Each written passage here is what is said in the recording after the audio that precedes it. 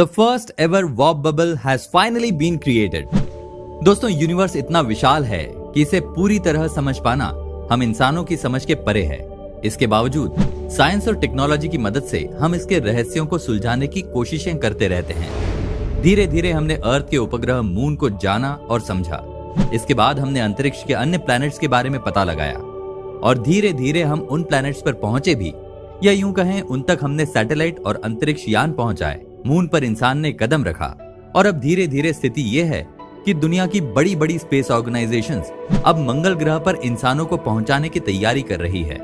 यहाँ तक कि एलन मस्क ने तो मार्स पर पूरी की पूरी ह्यूमन कॉलोनी बनाने का ही प्लान कर लिया है। लेकिन ऐसे में सवाल ये आता है कि क्या वाकई हम इतने एडवांस हो गए हैं कि अब हम दुनिया घूमने के बजाय स्पेस में ट्रैवल कर पाएंगे?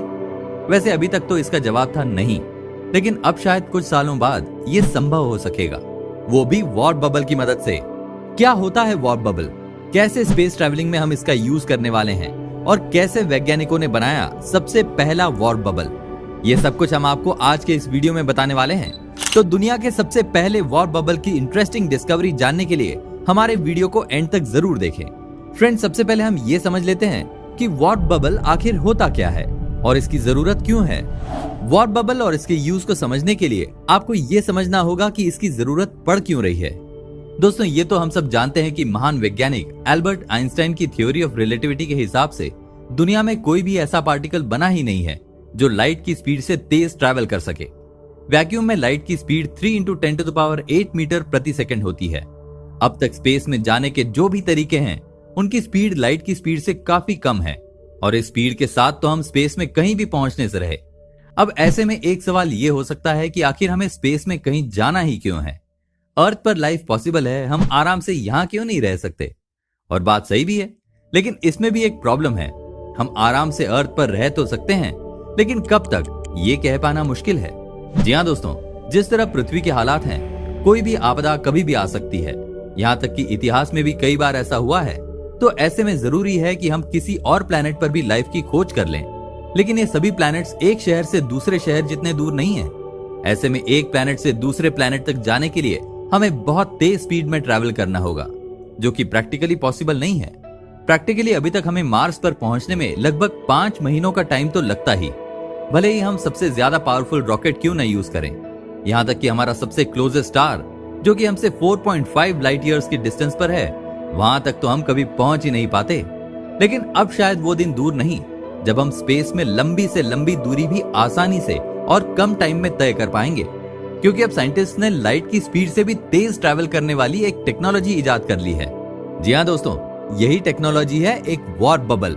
वैसे तो वार्प बबल कोई नया कंसेप्ट नहीं है, साइंटिस्ट शुरुआत से ही इसे फ्यूचरिस्टिक टेक्नोलॉजी मानते आए हैं। वैसे स्पेस में जाना और एलियन से मिलना, उनसे कम्युनिकेट करना फिल्मों में तो बहुत आम था, लेकिन रियल लाइफ में इसके बारे में सोचना भी फिल्मी लगता था। अब हमारे सबसे क्लोज स्टार प्रोक्सिमा सेंटोरी को ही ले लीजिए। ये स्टार हमसे 4.5 लाइट ईयर की दूरी पर है।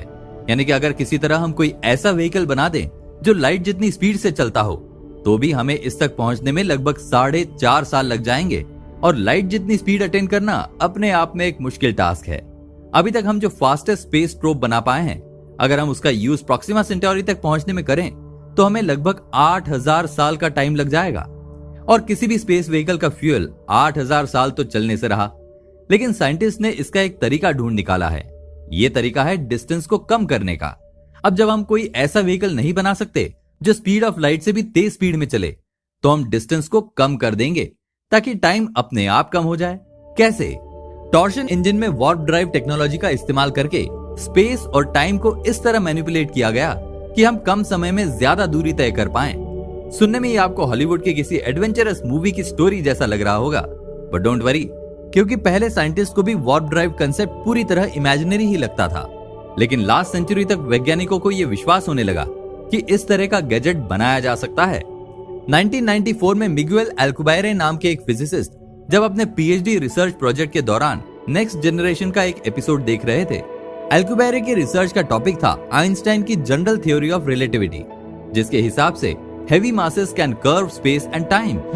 अल्कुबैरे ने इसी थ्योरी का इस्तेमाल किया और पूरी कैलकुलेशन के साथ एक रिसर्च पेपर तैयार कर दिया, जो साल के अंत तक एक साइंस मैगजीन में पब्लिश भी हुआ। एल्कुबेरे ने अपने पेपर में बताया था कि कैसे स्पेस और टाइम को किसी स्पेसक्राफ्ट के सामने की ओर कंप्रेस किया जा सकता है और उसके बाद इसे स्ट्रेच करके स्पेसशिप के पीछे ले जाया जा सकता है और इस तरह हमें स्पेस में बहुत कम डिस्टेंस ही ट्रैवल करनी पड़ेगी। एल्कुबेरे ने इसे टॉर्शन बबल का नाम दिया था। अगर आप इसे वर्चुअली इमेजिन करना चाहें तो ये कुछ वैसा ही है जैसे कि समुद्र में कोई सर्फर सर्फिंग करता है। लेकिन ये वार्प बबल बनाना इतना भी आसान नहीं था, क्योंकि स्पेस और टाइम को कॉन्ट्रैक्ट करने के लिए जिस वार्प इंजन का यूज होना था वो बहुत पावरफुल होना चाहिए, इसलिए उस इंजन को बनाना भी काफी मुश्किल था। असल में आप नॉर्मली किसी भी हैवी मास से मैटर को कंप्रेस नहीं कर सकते, बल्कि आपको कोई ऐसा मैटर चाहिए होगा जिसकी डेंसिटी नेगेटिव हो।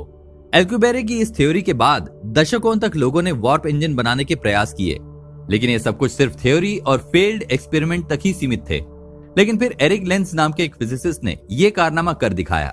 लेंज ने एल्कुबेरे और उनके बाद भी वार्प ड्राइव के बारे में पब्लिश हुए आर्टिकल्स को काफी स्टडी किया था। इसके बाद उन्होंने रियलाइज किया कि एल्कुबेरे ने अपने इंजन में बहुत ही नॉर्मल कैलकुलेशंस और बेसिक थ्योरीज का यूज करके इस प्रॉब्लम को सुलझाने का प्रयास किया था।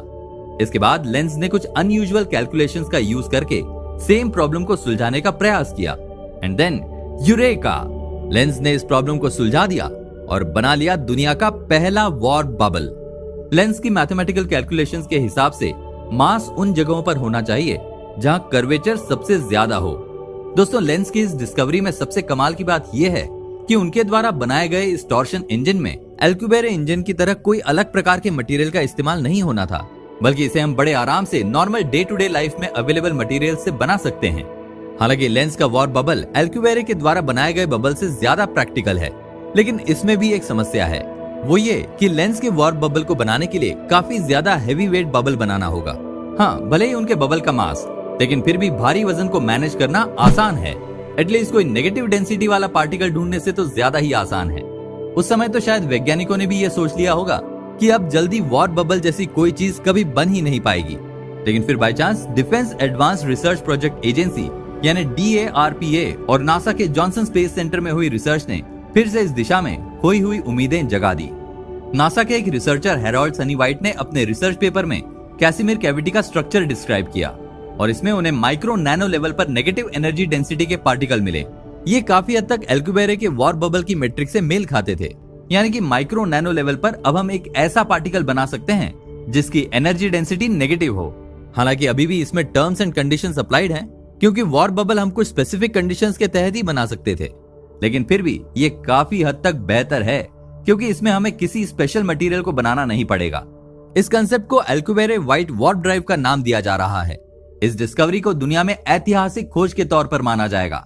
जब व्हाइट ने इस नेगेटिव डेंसिटी वाले नैनो पार्टिकल की खोज की, इसके बाद उन्होंने और उनकी टीम ने मिलकर testable nano scale warp drive भी बनाई, ताकि वो इस बात का परीक्षण कर सकें कि ये नेगेटिव डेंसिटी वाला मटेरियल उसी तरह काम करेगा या नहीं जैसे एल्कुबेरे की थ्योरी में बताया गया था। ये बिल्कुल किसी छोटे खिलौने जैसा है। इसमें 1 माइक्रोन के डायमीटर वाले स्फीयर को 4 डायमीटर के सिलेंडर के अंदर रखा गया है। इस सफल एक्सपेरिमेंट के बाद व्हाइट का मानना है कि इस तरह हम नेगेटिव डेंसिटी के मटेरियल आसानी से बना पाएंगे और फिर आराम से स्पेस में ट्रैवल कर पाएंगे। तो ये था दुनिया का पहला वार्प बबल। आज भले ही ये किसी मिनिएचर वर्जन में हो, लेकिन इसने साइंटिस्ट को एक होप तो दी है कि वार्प बबल कोई इमेजिनरी कंसेप्ट नहीं है, बल्कि अब वो दिन दूर नहीं जब हम बड़ी आसानी से स्पेस में ट्रैवल कर पाएंगे, अलग अलग प्लैनेट्स पर जा पाएंगे और अगर जरूरत पड़ी तो हो सकता है हम किसी और प्लैनेट पर शिफ्ट ही हो जाएं। ये सब सोचकर ही कितना रोमांचक लगता है ना। स्पेस ट्रैवलिंग के बारे में आपके क्या विचार हैं? क्या आप स्पेस में ट्रैवल करना चाहते हैं?